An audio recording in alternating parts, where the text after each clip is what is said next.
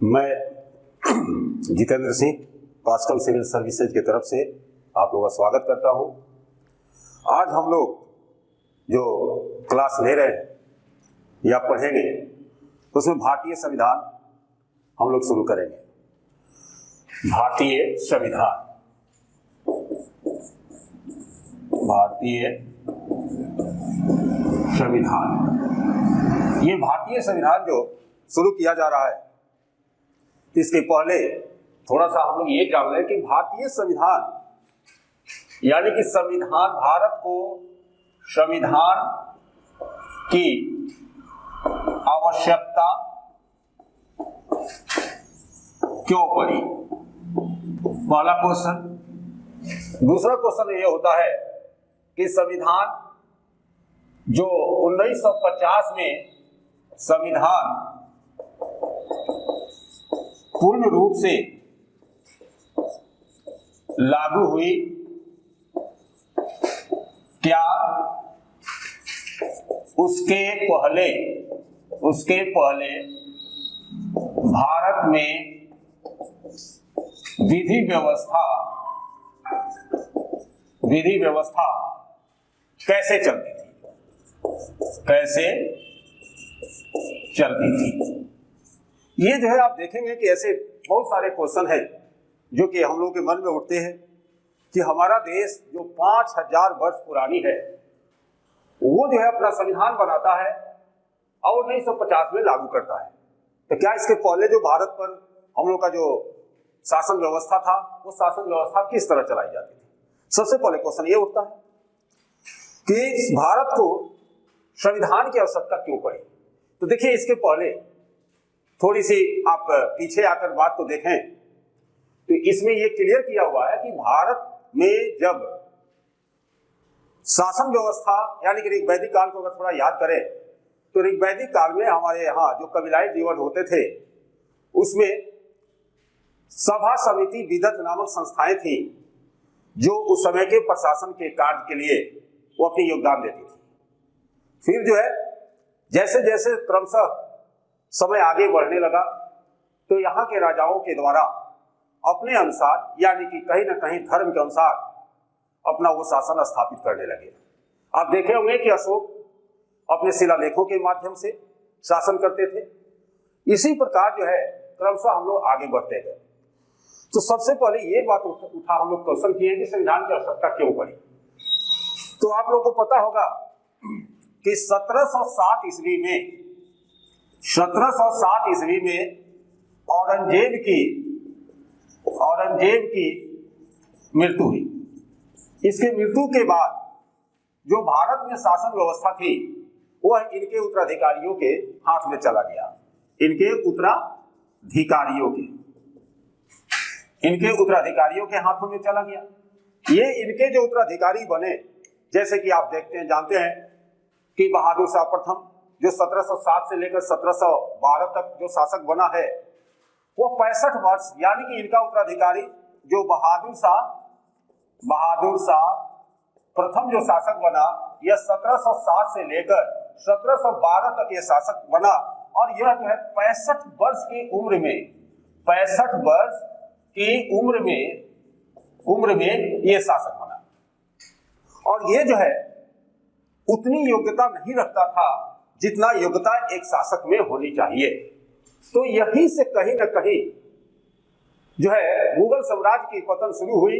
और आप लोग जानते हैं ये बात कि बहादुर शाह के बाद यानी कि द्वितीय जो शासक बना वह था जहादार शाह। इसकी शासन जो थी 1712 से लेकर 1713 यानी कि एक साल थी। 1712 से 1713 एक साल थी। ये जो है यानी कि कहीं ना कहीं ये कमजोर जो है शासक हुआ करते थे। और इनके विषय में कहा जाता है, जहादार शाह के विषय में, कि ये जो शासन कर रहे थे तो उस समय इनकी आप प्रेमिका भी कह सकते हैं कि इनकी एक प्रेमिका थी जिसका नाम था लाल कुंवर। वो जो है लाल कुंवर इनके प्रशासन में हस्तक्षेप करने लगी, यानी कि इनके द्वारा जो भी प्रशासनिक कार्य किए जाते थे उस पर जो है लाल कुंवर का कहीं न कहीं जो है कमांड हुआ करता था, नियंत्रण हुआ करता था। तो ये जो है इनके बाद आप देखेंगे कि एक शासक आया जिसका नाम था फर्रुखसियर, और फर्रुखसियर के विषय में आप लोग जानते होंगे कि इसको जो है घृणित, कायर, क्या क्या उपनाम से दिया गया। यानी कि तीसरे में आप देखेंगे कि फर्रुखसियर शासक बना, और ये जो है यानी कि इसको इतिहासकारों ने दिया है संज्ञा घृणित, कायर, सियार, ये जितने भी जो है उपाधि इतिहासकारों ने इनको दिया। और इनको आपको पता है कि ये व्यक्ति यानी कि प्रशासन के योग्य, राजा के योग्य था ही नहीं, लेकिन फिर भी ये राजा का बेटा था, इसलिए ये 1713 में शासक बना, 1713 में, और 1700 लगभग 19 तक ये शासक बना रहा। उसके बाद जो है यानी कि मोहम्मद शाह शासक बना। मोहम्मद शाह शासक बना। ये जो है 1719 से लेकर करीब 1748 तक ये शासक रहा। मैंने इन शासकों का नाम इसलिए लिया कि ये लोग जो थे ये बहुत ही कमजोर शासक थे। औरंगजेब के मरने के बाद औरंगजेब के जो उत्तराधिकारी थे बहुत कमजोर जो है वह शासक के रूप में जाने गए, क्योंकि इन्हीं शासकों के बीच में एक जो है आप देखेंगे कि एक बहुत सा जबरदस्त घटना घटा, और वह घटना बहुत स्लोली यानी कि बहुत धीमी गति से घटा, क्योंकि जिस कालखंड का हम लोग बात कर रहे हैं उस कालखंड में एक राज्य था जिसका नाम था बंगाल, ये बंगाल जो था, यहाँ के जो शासक थे पहले उनको सूबेदार कहा जाता था। अब क्या हुआ कि जब इन लोगों की शासन आई, ये बंगाल का जो सूबेदार था धीरे धीरे ये मुगल साम्राज्य से अपना जो है रिश्ता दूर करने लगा, और ये जो है सूबेदार जो पोस्ट नाम था, ये सूबेदार यानी कि अपने आप को या सूबेदार की जगह पर नवाब कहने लगा। ये नवाब टर्मिनोलॉजी जो है देखिएगा 19वीं सदी की है, और ये जो है यानी कि कहीं ना कहीं नवाब जो टर्मिनोलॉजी है वो बादशाह की इक्वलिटी की बात करने लगा। बंगाल तो ऐसे मुगल साम्राज्य का हिस्सा था, लेकिन इन उत्तराधिकारियों के कमजोरी के कारण बंगाल जो है अपने आप को इन मुगल जो प्रशासक थे, मुगल जो बादशाह से, इनसे अपने आप को अलग करने लगा धीरे धीरे, और इनके बातों को अवहेलना करने लगा, इनके आदेशों को अवहेलना करने लगा, और वो जो है सूबेदार से अपने आप को नवाब कहने लगा। यानी कि 1719 में आप देखेंगे कि मुर्शिद कुली खां, 1719 में मुर्शिद कुली खां नामक एक जो है बंगाल का जो सूबेदार था, यह अपने आप को नवाब कहा, और नवाब कहकर ये जो है मुगल साम्राज्य के बातों की अवहेलना करने लगी। और खास करके आप देखेंगे कि यह जो है स्वतंत्र रूप से अपना व्यवहार करने लगा, और व्यवहार करते हुए यह जो है मुगल प्रशासन के बातों की अवहेलना करते हुए आगे बढ़ा। फिर जो है मुर्शिद कुली खां की देखेंगे कि 1727 में इसकी मृत्यु हो गई। इसकी मृत्यु हुई तो जो है आप देखेंगे सुजाउद्दीन, यानी कि इनके मरने के बाद, मुर्शिद कुली खां के मरने के बाद सुजाउद्दीन जो है शासक बना। सुजाउद्दीन जो है क्या बना? नवाब बना, बंगाल का नवाब बना। और ये जो नवाब बना सुजाउद्दीन, तो ये भी ज्यादा दिन तक नहीं चला, लेकिन फिर आप देखेंगे इसी बीच में एक व्यक्ति आया करीब, जिसका नाम जो है अलीवर्दी खां था, 1740 के करीब। इसके बाद जो है अलीवर्दी खां नवाब बना बंगाल का, करीब 1740 के बीच में यह नवाब बना। और ये जो है आया तो इसने एक स्टेटमेंट दिया, क्योंकि उस समय तक अंग्रेज जो है बंगाल पर अपना नियंत्रण स्थापित करने का प्रयास करने लगे थे। आप लोग को पता है कि 31 दिसंबर 1600 ईस्वी में 31 दिसंबर 1600 ईस्वी में ईस्ट इंडिया कंपनी की स्थापना हुई थी, और इसको जो है भारत पर यानी कि शासन व्यापार करने के लिए महारानी से इसको जो है आदेश मिल चुका था। ये लोग यहाँ आए थे व्यापार करने के लिए, लेकिन ये लोग व्यापार के साथ साथ अब यहाँ पर ये जो है कहीं न कहीं राजाओं पे कंट्रोलिंग करने का व्यवस्था किया था। तो अलीवर्दी खां जो बंगाल का नवाब बना, इसने एक स्टेटमेंट दिया जो कि बहुत मशहूर है कि ये अंग्रेज जो है वो मधुमक्खी के समान है, अगर इनको छेड़ेंगे तो काट खाएंगे और पालेंगे तो शहद देंगे। अब देखिए कितना जो है इसका यानी कि अलीवर्दी खां का स्टेटमेंट जो है बदल जाता है, लेकिन समय के अनुसार जो है सब कुछ परिवर्तन होता है। इसी बीच में आप देखेंगे कि अलीवर्दी खां के बाद जो है शासकों का कुछ शासक बदले, तो इसी बीच में एक शासक आया जिसका आप लोग को नाम पता होगा, जिसको कहा गया है सिराजुद्दौला। सिराजुद्दौला। अब देखिए कहानी यहीं से मुख्य रूप से शुरू होती है, क्योंकि सिराजुद्दौला जो था, ऐसे इतिहासकार कहते हैं कि ये बहुत कट्टर था, ये ऐसे था वैसे था, लेकिन आप देखेंगे कि एक शासक के हैसियत यानी कि से के कारण सिराजुद्दौला थोड़ा कहीं न कहीं इन लोगों से बेहतर था, क्योंकि औरंगजेब की मृत्यु के बाद जो भी भारत के शासन पर बैठा बादशाह बना वह जो है कहीं न कहीं अयोग्य थे। और इसी बीच जो है आप देखेंगे कि बंगाल का जो सूबेदार था, क्योंकि उस समय औरंगजेब के समय जो भी राज्य हुआ करते थे उन राज्य को सूबा कहा जाता था, और वहां का जो प्रशासनिक अधिकारी होता था जो बादशाह के द्वारा नियुक्त की जाती थी उसको सूबेदार किया कहा जाता था। और ये बंगाल जो है उस समय सबसे धनी जो है राज्य हुआ करता था। तो औरंगजेब के मरने के बाद जो है यहाँ 1719 में मुर्शिद कुली खां अपने आप को स्वतंत्र जो है लगभग घोषित करने का प्रयास किया और अपने लिए नवाब टर्मिनोलॉजी का प्रयोग किया। इसी तरह जो है आगे बढ़ते हुए आप देखेंगे कि अलीवर्दी खां के विषय में आपको बता चुके हैं। सिराजुद्दौला बना बंगाल का जब नवाब, तो उस समय यानी कि कुछ आप देखेंगे कि कुछ घटनाएं घटी कि जो अंग्रेज यहाँ व्यापार करने आए थे वो कहीं ना कहीं राजनीति पर जो है अपने आप को फोकस करने लगे। तो ये सब जो है यानी कि थोड़ा सा और हम लोग आगे बढ़ेंगे, इसको आप लोग अगर स्क्रीनशॉट लेना चाहते हैं तो ले लें, फिर जो है हम लोग थोड़ा आगे बढ़ेंगे।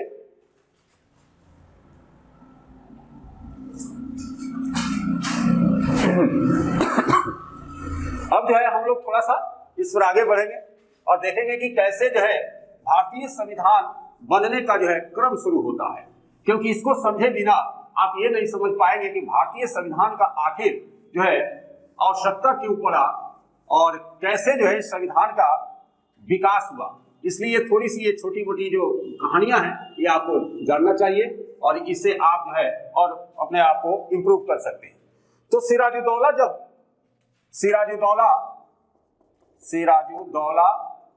जब यहाँ का शासक बना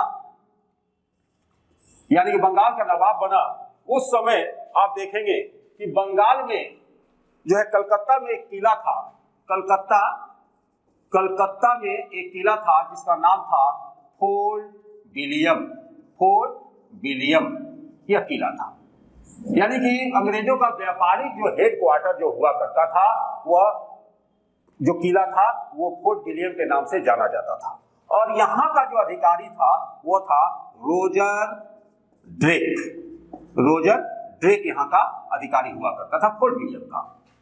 एक बार क्या किया कि फोर्ट विलियम के चारों तरफ ये जो है रोजर ड्रेक के द्वारा जो है खाई खुदवाया जा रहा था, गड्ढा खुदवाया जा रहा था। ये खाई जो खुदवाया जा रहा था इसकी इजाजत सिराजुद्दौला से नहीं ली गई थी। और उस समय बंगाल की जो राजधानी थी वह थी मुर्शिदाबाद। बंगाल की राजधानी मुर्शिदाबाद थी। तो ये जो जैसे सिराजुद्दौला को पता चला कि फोर्ट विलियम के चारों तरफ खाई खुदवाया जा रहा है और रोजर ड्रेक के द्वारा, तो इसमें जो है सिराजुद्दौला ने रोजर ड्रेक को आदेश दिया और कुछ अशब्द भाषा का प्रयोग किया, जैसे गधा, भेड़िया, ये तो अक्सर हम लोग बोल देते हैं आज भी, वैसे जो है इसने प्रयोग किया सिराजुद्दौला रोजर ड्रेक के लिए और आदेश दिया कि तुम जो है गड्ढा को भर दो। ये देश समझ रहा था कि ये तो भाई लोग कमजोर शासक है, तो ये जो है रोजर ड्रेक कहा कि हाँ इस गड्ढा को भरेंगे, जरूर भरेंगे, लेकिन मिट्टी से नहीं बल्कि मुसलमानों के सर से। अब ये बात बताइए कि एक छोटे से अधिकारी का कहना और यहाँ का जो नवाब था उस नवाब पर कैसा गुजरेगा। अब जो सिराजुद्दौला इतना गुस्से में आ गया कि वह जो है यानी कि रोजर ड्रेक को सबक सिखाने के लिए ये जो है मुर्शिदाबाद से चला और 20 जून 1756 को इसने क्या किया कि आकर बंगाल पर हमला कर दिया, यानी कलकत्ता पर हमला कर दिया। कलकत्ता पर हमला कर दिया। जैसे सिराजुद्दौला के द्वारा हमला किया गया कि रॉजर ड्रेक जो है अपने साथियों के सहित ये भागकर फुल्टा द्वीप कहिए या फुल्टा द्वीप भी कहीं कहीं किताब में लिखा रहता है, द्वीप पर भागकर चला गया। तो यानी ये लोग भागा तो सब एक साथ भाग नहीं सकते हैं, लेकिन ये भागा। लेकिन उसी बीच में सिराजुद्दौला जो है इस समय क्या किया कि कुछ अंग्रेज अधिकारियों को पकड़ लिया। कम से कम कहा जाता है कि 146 कर्मचारियों को सिराजुद्दौला ने क्या किया कि बंदी बना लिया। और बंदी बनाकर इसने जो है आप देखेंगे कि 14x18 फीट के एक छोटे से कमरा में इन 146 व्यक्तियों को इसने बंद कर दिया। और जब बंद कर दिया और शाम में बंद किया और जब सुबह खोला गया इस कमरा को, तो मात्र इसमें से 146 व्यक्ति में से मात्र जो है आपको पता होगा कि 23 व्यक्ति जीवित बचे थे। इसी जो घटना जो घटी, ये टोटल घटना को काल कोठरी की घटना कहा जाता है। काल कोठरी की घटना के नाम से जाना जाता है। और देखिएगा कि ये जो है इतिहास में अपना एक स्थान रखता है। इस काल कोठरी की घटना का वर्णन जिसने किया है उसका नाम था हालवेल। उसका नाम क्या नाम था? हालवेल। और ये हालवेल जो था इसी 23 व्यक्तियों में से एक व्यक्ति था जो जीवित बचा था। और इसी हालवेल ने इस घटना को जो है काल कोठरी की घटना कही। अब तो जो है यानी रॉजर ड्रेक अपने बहुत सारे कर्मचारियों के साथ फुल्टा द्वीप पर भाग कर चला गया था। और जो है अब ये अंग्रेजों से कहीं ना कहीं मुक्त कर लिया गया था। लेकिन अंग्रेज तो मानने वाले थे नहीं। जिस समय आपको अंग्रेज यहाँ व्यापारिक कंपनी बना रहे थे, तो वहां पर अंग्रेजों का मुख्य रूप से 3 जो है मुख्यालय हुआ करता था, जिसको प्रेसिडेंसी के नाम से हम लोग जानते हैं। जैसे पहला बंगाल या कलकत्ता प्रेसिडेंसी भी कह सकते हैं, कलकत्ता प्रेसिडेंसी। दूसरा बंबई प्रेसिडेंसी। तीसरा मद्रास प्रेसिडेंसी। यानी कि 3 प्रेसिडेंसियां हुआ करती थी। अब कलकत्ता यानी कि ये प्रेसिडेंसी जो था, यहां से तो सिराजुद्दौला ने खाली करा लिया। जब खाली करा लिया तो अंग्रेज जो व्यापार करने आए थे उनको लगा कि कहीं ना कहीं हम लोग का शासन जो है गड़बड़ हो जाएगा।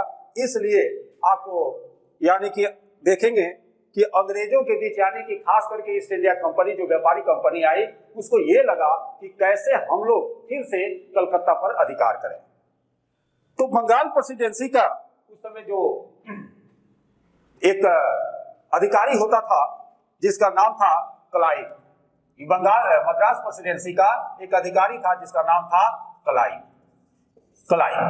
ये जो क्लाइव जो था यह अच्छा प्रशासनिक सूझबूझ रखने वाला व्यक्ति था। और ये जो है यानी कि बंगाल में शासन स्थापित करने के लिए क्लाइव को जिम्मेदारी दी गई। इसको जो है कहा जाता है अर्काट का नायक। अर्काट का नायक कहा जाता है। अब देखिए अर्काट जो है ये साउथ में, मद्रास प्रेसिडेंसी तो लिखे ही हुई है, तो यहाँ पे एक अलग ही घटना है। लेकिन हम लोग को संवैधानिक ये भारत के संविधान क्यों बना उसमें क्लाइव की अब थोड़ा सा ये देखना होगा। क्लाइव जब आया तो यहाँ पर यानी कि बंगाल में आकर जो सिराजुद्दौला के जो नजदीकी लोग थे, जैसे इसके मुख्य सेनापति, इसके साहूकार यानी कि जो अन्य लोग थे, उन लोगों से मिलकर ये घूस देकर उन लोगों को तोड़ने का प्रयास किया। और इसमें कहीं ना कहीं क्लाइव सफल भी हुआ, क्योंकि मुख्य सेनापति के रूप में आप देखेंगे कि जैसे मीर जाफर ये मुख्य सेनापति थे। इनको जो है ऑफर दिया क्लाइव कि क्या मीर जाफर जी केवल आप सेनापति ही रहना चाहेंगे, क्या आपको नवाब बनने की इच्छा नहीं है? तो आप तो जानते ही हैं कि हम लोग जो है यानी कि कुछ ज्यादा करना चाहते हैं। मीर जाफर को लालच आ गया, तो इन्होंने जो है कहा कि क्या करना होगा। ये बोला कि हम बताएंगे कि आपको क्या करना होगा। तो ये जो है यानी कि क्लाइव मीर जाफर फिर जो है आप देखेंगे कि माणिक चंद्र, राय दुर्लभ, जगत सेठ जैसे जो प्रमुख व्यक्ति थे, इनको जो है क्या किया, यह क्लाइव तोड़ लिया। किसी को नवाब बनाने के लिए, किसी को पैसा देने का यह ऑफर देकर क्लाइव तोड़ लिया। और ये देखिए ये लोग मुख्य सेनापति थे। अब क्या हुआ कि जब ये लोग टूट गए तो क्लाइव जो है यानी कि सिराजुद्दौला को जो है चैलेंज कर दिया कि तुम जो है अब हमसे युद्ध करो। और युद्ध करने की जो बात कहा तो युद्ध, इसका स्क्रीनशॉट ले लें। नहीं, ये जो है 14x18 फीट है।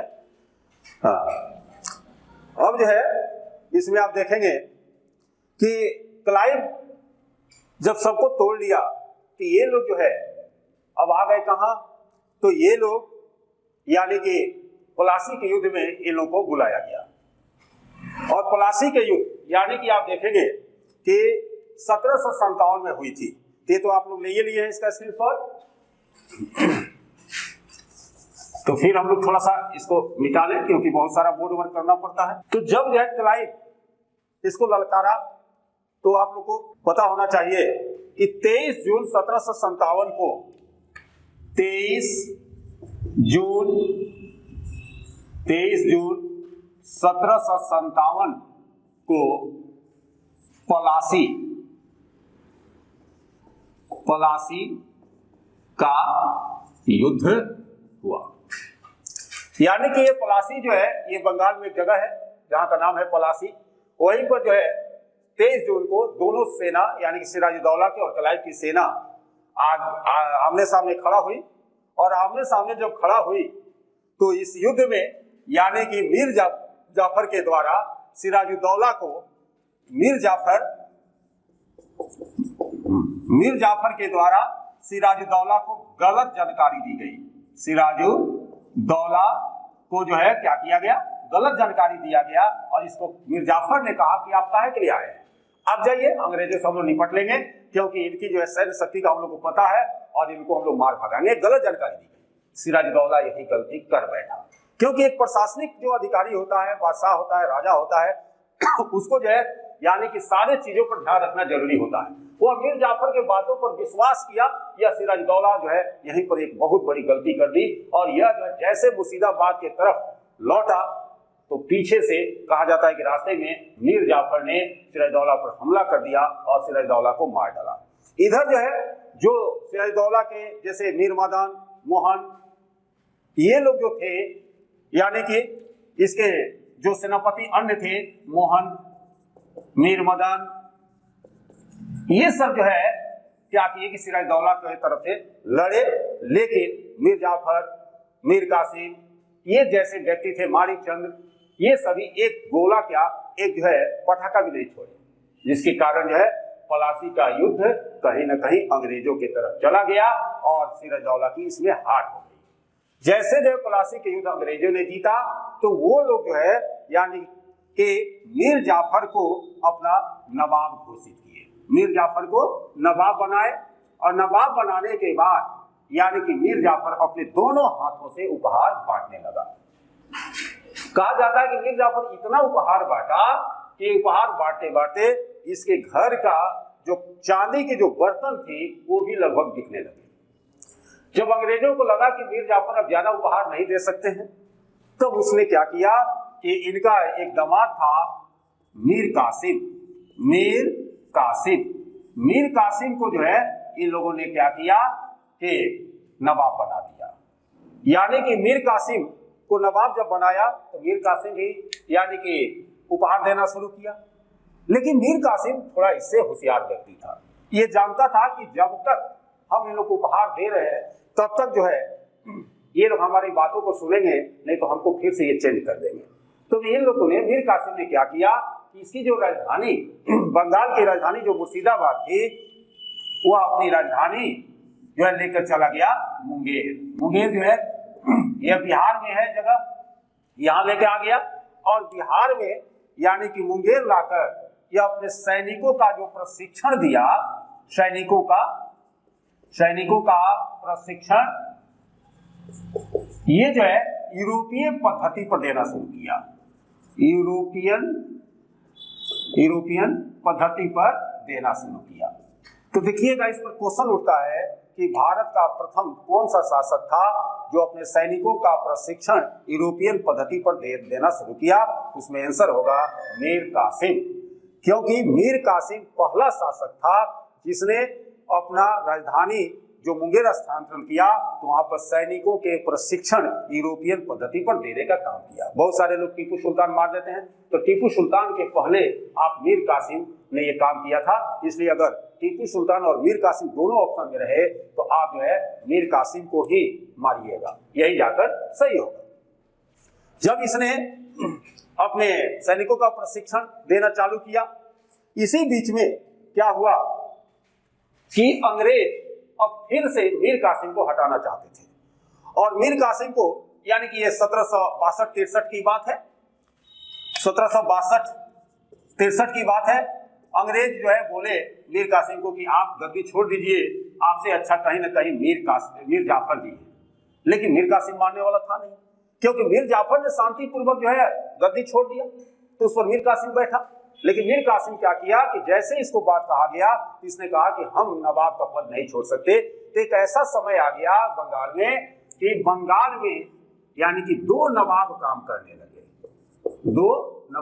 करने लगे, एक मीर जाफर और दूसरा मीर कासिम।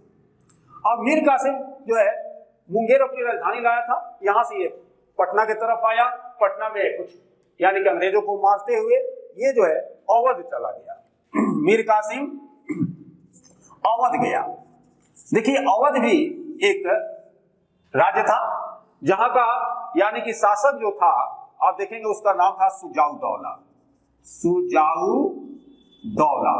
अवध का जो नवाब था उसका नाम था सुजाउदौला। ये अवध क्यों गया? क्योंकि अवध में ही जो है मुगल सम्राट यानी मुगल बादशाह जो है शाह आलम द्वितीय जो है वहां पर उपस्थित था। और ये जो है यानी कि मीर कासिम अवध जाकर वहां के नवाब सुजाउदौला और शाह आलम द्वितीय से एक मोर्चा बनाया, भारतीय मोर्चा बनाया, एक संगठन बनाया अंग्रेजों से लड़ने के लिए। जब अंग्रेजों से लड़ने के लिए मीर कासिम, सुजाउदौला और शाह आलम, यानी कि सुजाउदौला जो है अवध का नवाब था और शाह आलम भारत का यह बादशाह हुआ करता था, ये तीनों मिलकर एक मोर्चा बनाए और मोर्चा बनाकर एक संगठन बनाए और संगठन बनाकर यानी कि 22 अक्टूबर 1764 में जो है इन्होंने बक्सर में युद्ध का ऐलान कर दिया। और यह युद्ध यानी कि जो बक्सर का जो युद्ध हुआ, इस युद्ध में, इसको बक्सर का युद्ध कहते हैं, बक्सर का युद्ध। इस युद्ध में जो है भारतीय जो सेना थी, जो गठबंधन की सेना थी, वह बुरी तरह पराजित हुई। और जब पराजित हो गई तो 1764 बक्सर का युद्ध जो है भारत में अंग्रेजों को राजनीतिक हस्तक्षेप करने की शक्ति दे दी, क्योंकि यहां पर शाह आलम भी था। अब देखिए हुआ क्या कि अंग्रेज जो यानी कि यहाँ पर ईस्ट इंडिया कंपनी के जो कर्मचारी हुआ करते थे, वह जो है यानी कि इन शासकों के द्वारा उपहार लेने लगे। ये उपहार लेने में इतने व्यस्त हो गए कि ये अपने आप के कार्य को भूल गए। यानी कि जिस तरह आप देखिएगा कि भारतीय सरकार का भारतीय रेलवे घाटे में चलती है, लेकिन भारतीय रेलवे का अधिकारी घाटे में नहीं रहते हैं, ठीक उसी तरह जो है ये जो ईस्ट इंडिया कंपनी थी, ईस्ट इंडिया कंपनी जो थी, यह घाटे में जाने लगी।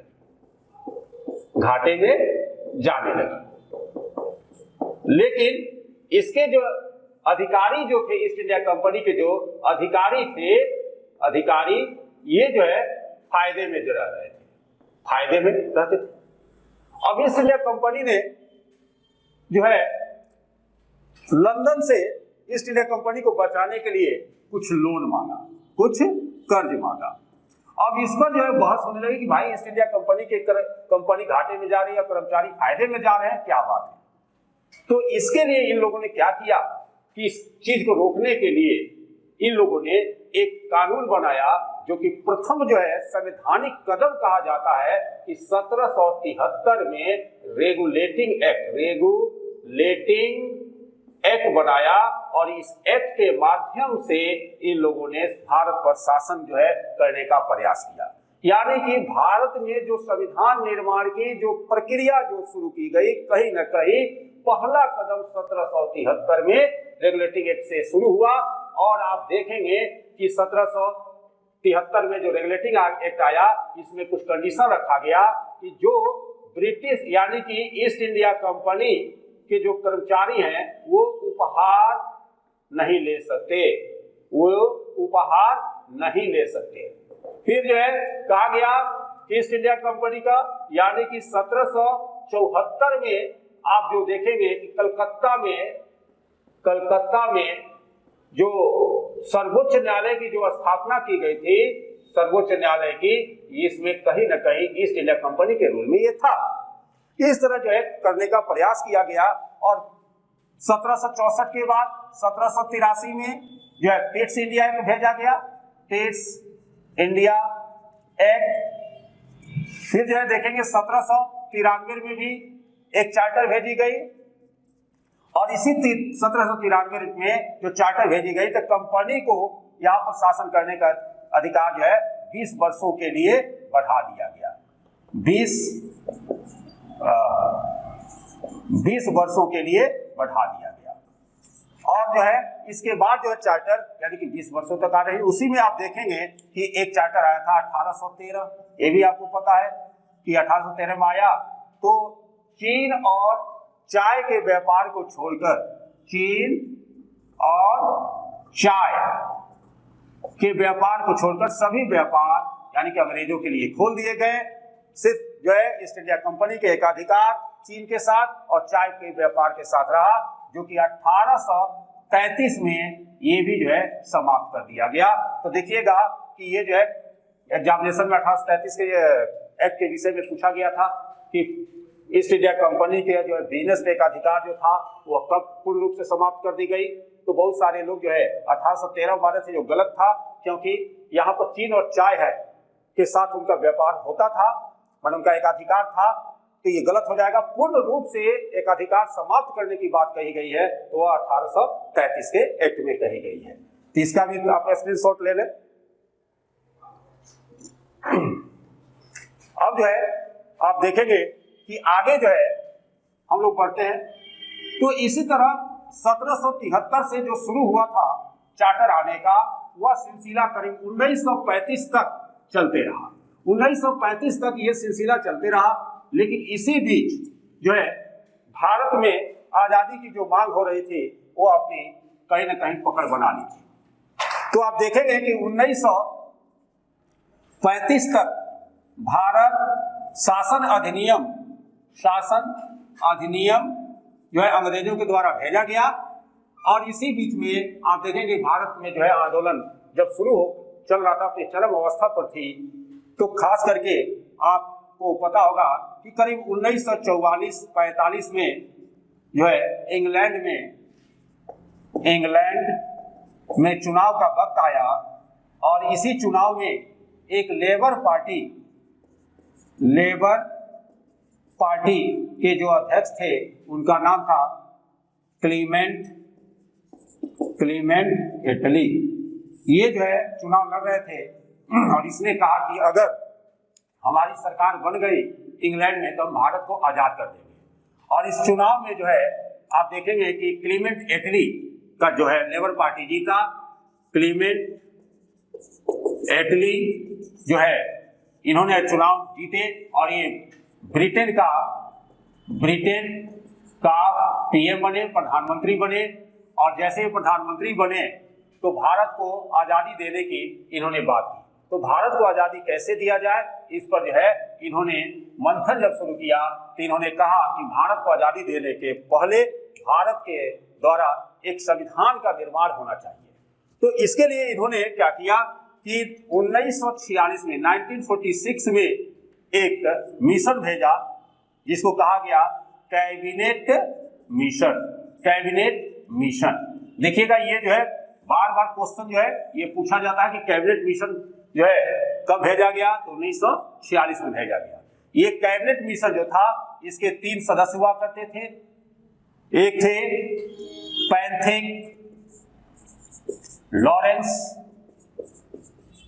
पैंथिक लॉरेंस, दूसरा सर एस्टोफर्ड क्रिप्स, तीसरा एबी अलेक्जेंडर। ये 3 सदस्यीय कैबिनेट मिशन था।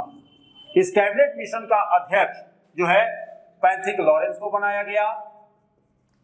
तो देखिएगा कैबिनेट मिशन यानी कि 1946 में भारत में आया। इसके 3 सदस्य थे, पैंथिक लॉरेंस, सर एस्टोफर्ड क्रिप्स और एबी अलेक्जेंडर। तो कैबिनेट मिशन का अध्यक्ष कौन था? पैंथिक लॉरेंस थे।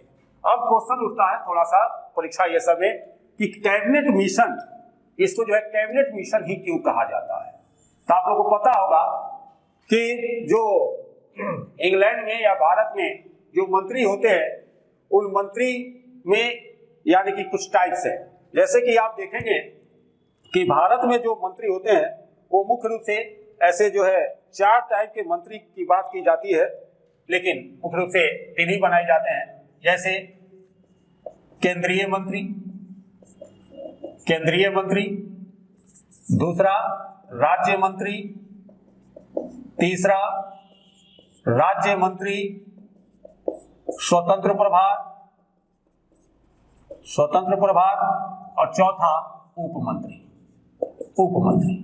तो ये सभी जो मंत्री होते हैं इन सबको मिलाकर कहा जाता है मंत्री परिषद। लेकिन ये केंद्रीय मंत्री जो होते हैं इन लोगों को सामूहिक रूप से कहा जाता है मंत्रिमंडल। ठीक है ना? ये जो केंद्रीय मंत्री को यानी कि मंत्रिमंडल के सदस्य होते हैं इन्हीं को कहा जाता है कैबिनेट मिनिस्टर। ठीक है, ये कहा जाता है। तो ये जो लोग थे लॉर्ड एटली का, ये लोग कैबिनेट के सदस्य हुआ करते थे, इसीलिए इसको कैबिनेट मिशन कहा गया। अब आप ये कैबिनेट यानी कि जो मंत्रालय था, इस मंत्रालय में इन तीनों का क्या पोस्ट था ये भी जान लीजिए। पोस्ट में कि पैंथिक लॉरेंस ये जो है भारत सचिव हुआ करते थे, थे। दूसरा सर एस्टोफर्ड क्रिप्स जो थे ये जो है ब्रिटिश व्यापार बोर्ड के अध्यक्ष थे। और एबी अलेक्जेंडर जो थे,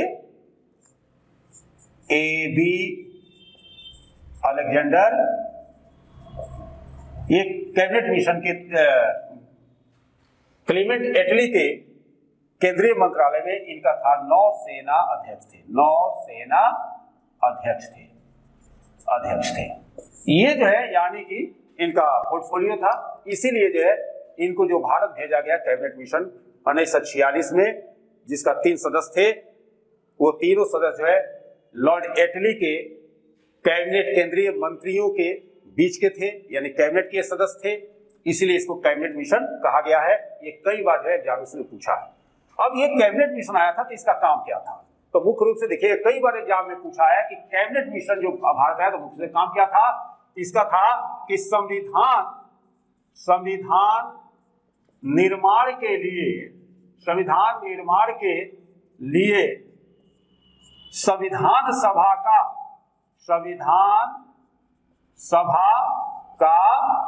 गठन कराना। ठीक है, ये जो है बहुत बार, सैकड़ों बार ये पूछा गया है कि कैबिनेट मिशन का क्या काम था? तो संविधान निर्माण के लिए संविधान सभा का गठन कराना, यानी कि कैबिनेट मिशन भारत में क्यों आया था? तो संविधान सभा के निर्माण के लिए आया था। अब जो है हम लोग आगे और बढ़ेंगे, तब तक आप लोग इसका भी स्क्रीनशॉट ले लें। अब जो है यानी कि कैबिनेट मिशन का काम था संविधान सभा का निर्माण करवाना। संविधान सभा के निर्माण में यानी कि काहे के लिए करेगा संविधान सभा का निर्माण? तो भारत के संविधान बनाने के लिए। और भारत का जब संविधान जो बनेगा वह संविधान यानी कि भारत के प्रशासन के लिए बनेगा। अब जो है आप देखेंगे कि कैबिनेट मिशन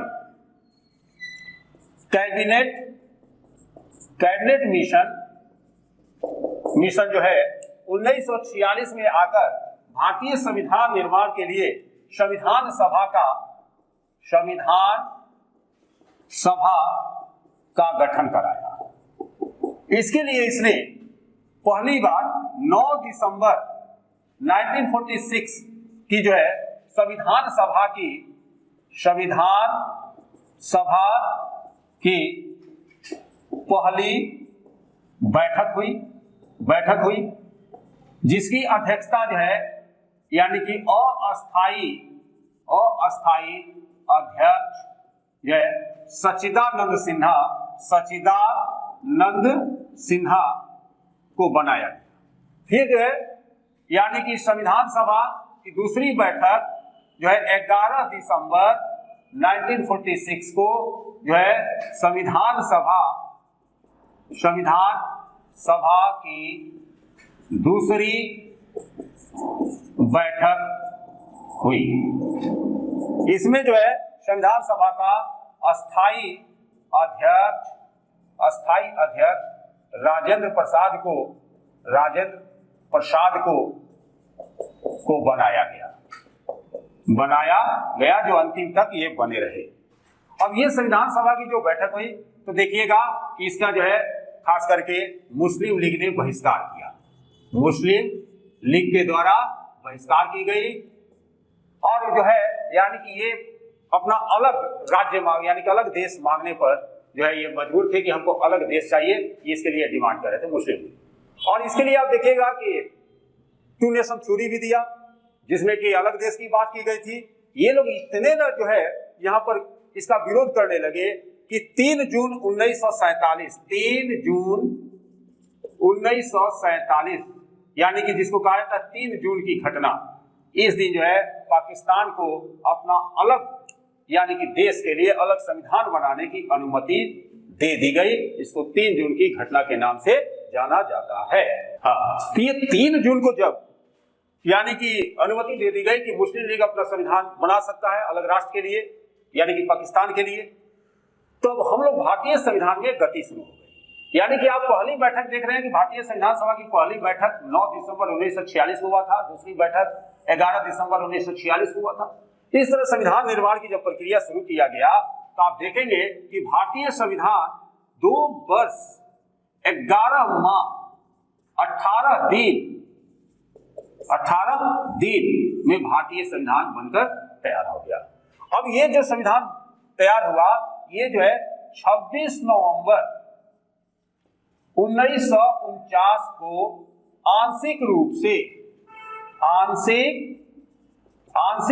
से जो है 15 अनुच्छेदों के साथ